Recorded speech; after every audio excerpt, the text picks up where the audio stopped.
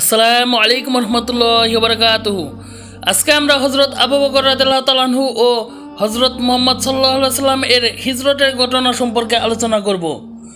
আয়েশা রাদিয়াল্লাহু তাআলা আনহা বলেছেন যে রাসূলুল্লাহ সাল্লাল্লাহু আলাইহি সাল্লাম সাধারণত সকালে বা সন্ধ্যায় তাদের বাড়িতে আসতেন।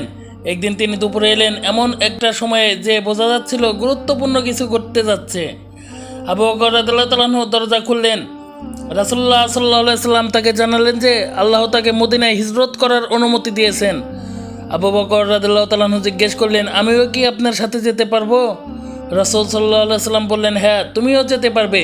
আনন্দে আবু বকর রাদিয়াল্লাহু তাআলা আনহু কেঁদে ফেললেন। রাসূলুল্লাহ সাল্লাল্লাহু আলাইহি সাল্লামের সঙ্গী হবেন, এটাই ছিল তার আনন্দ। অথচ হিজরতের কাজটি ছিল অত্যন্ত বিপজ্জনক। ধরা পড়লে অবধারিত মৃত্যু। আগেই আবু বকর রাদিয়াল্লাহু তাআলা আনহু হিজরতের ঘটনার জন্য দুটো উট তৈরি করে রেখেছিলেন। এর আগে রাসূলুল্লাহ সাল্লাল্লাহু আলাইহি সাল্লাম তাকে হিজরতের অনুমতি দেননি, অপেক্ষা করতে বলেছিলেন।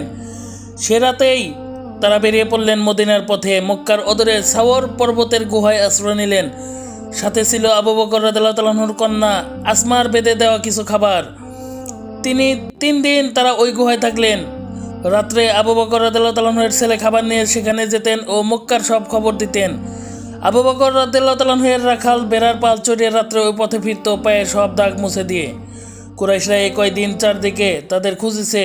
এক সময় তারা গুহার খুব কাছে এসে পড়ল, এমনটি নিচের দিক তাকালেই তাদের দেখে ফেলতো। আবু বকর রাদিয়াল্লাহু তাআলা আনহু চিন্তায় অস্থির হয়ে বললেন, আমাদের কী বা করার আছে? আমরা মাত্র 2 জন।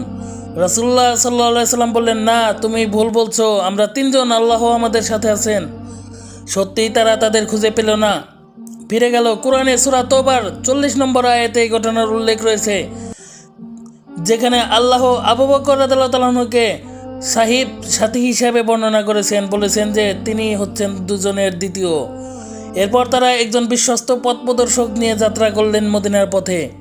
পথে কেউ রাসূলুল্লাহ সাল্লাল্লাহু আলাইহি সাল্লামের পরিচয় জিজ্ঞাসা করলে আবু বকর রাদিয়াল্লাহু তাআলা আনহু বলেছেন, ইনি আমার পথ প্রদর্শক। তার এ কথায় কোনো ভুল ছিল না, কারণ রাসূলুল্লাহ সাল্লাল্লাহু আলাইহি সাল্লাম আমাদের সকলের দুনিয়া ও আখিরাতের পথ প্রদর্শক। হিজরতের দিনগুলোতে আবু বকর রাদিয়াল্লাহু তাআলা আনহু ছিলেন রাসূলুল্লাহ সাল্লাল্লাহু আলাইহি সাল্লামের ঘনিষ্ঠ সাহচর্যে। আবু বকর রাদিয়াল্লাহু তাআলা আনহু এর দিনের জ্ঞান ও বুঝ সকলের চেয়ে বেশি ও পূর্ণ হওয়ার কারণ এটাই। রাসূল সাল্লাল্লাহু আলাইহি সাল্লামের জীবদ্দশায় সালাতের ইমামতি। মৃত্যুর পূর্বে চরম অসুস্থতার সময়ে রাসূলুল্লাহ সাল্লাল্লাহু আলাইহি সাল্লাম যখন সালাতের ইমামতি করতে পারেননি, তখন তার নির্দেশে আবু বকর রাদিয়াল্লাহু তাআলা আনহু জামাতে সালাতের ইমামতি করেন। রাসূলুল্লাহ সাল্লাল্লাহু আলাইহি সাল্লামের মৃত্যুর পরের সময় রাসূল সাল্লাল্লাহু আলাইহি সাল্লাম মৃত্যুর সংবাদে সাহাবীগণ গভীর দুঃখ ও শোকে আচ্ছন্ন হয়ে পড়েন। ওসমান রাদিয়াল্লাহু তাআলা আনহু ঘরে ছিলেন। আলী রাদিয়াল্লাহু তাআলা আনহু জানাজার প্রস্তুতিতে ব্যস্ত ছিলেন। ওমর রাদিয়াল্লাহু তাআলা আনহু খোলা তরোয়াল নিয়ে ঘুরছিলেন, বলছিলেন, মুহাম্মদ সাল্লাল্লাহু আলাইহি সাল্লাম মারা যাননি, তিনি ঈসা আলাইহিস সালামের মতো তার রবের কাছে গিয়েছেন এবং আবার ফিরে আসবেন। যারা তাকে মৃত বলবে, ফিরে এসে তিনি তাদের সবাইকে হত্যা করবেন। কেউ কেউ মসজিদে বসে কাঁদছিলেন। মৃত্যুর খবর শুনে আবু বকর রাদিয়াল্লাহু তাআলা আনহু রাসূলুল্লাহ সাল্লাল্লাহু আলাইহি সাল্লামের ঘরে এলেন, তার মুখের চাদর সরিয়ে কপালে চুমু দিলেন, বললেন, জীবনে এবং মৃত্যুতে আপনি অনুগ্রহ প্রাপ্ত। তারপর বাইরে এসে সব দেখে শুনে সমবেত লোকদের বললেন, যদি কেউ মুহাম্মদ সাল্লাল্লাহু আলাইহি সাল্লামের ইবাদত করে থাকো, তবে জেনে রাখো মুহাম্মদ সাল্লাল্লাহু আলাইহি সাল্লাম মারা গেছেন। আর যে লোক আল্লাহর ইবাদত করে, সে যেন জেনে রাখে যে আল্লাহ চিরঞ্জীব, তিনি কখনো মৃত্যুবরণ করবেন না। তারপর তিনি সূরা আলে ইমরানের 140 নম্বর আয়াত তিলাওয়াত করেন। অর্থ, যদি রাসূলুল্লাহ সাল্লাল্লাহু আলাইহি সাল্লাম নিহত হয় বা মারা যায়, তাহলে কি তোমরা উল্টা পায়ে ফিরে যাবে? লোকেরা তার কথায় সম্বিত ফিরে পেল। উমর রাদিয়াল্লাহু তাআলা আনহু বলেছেন, আমি যখন আয়াতটি শুনলাম, হাঁটু ভেঙে মাটিতে বসে পড়লাম। আমি বুঝতে পারলাম রাসূলুল্লাহ সাল্লাল্লাহু আলাইহি সাল্লাম সত্যিই মারা গেছেন।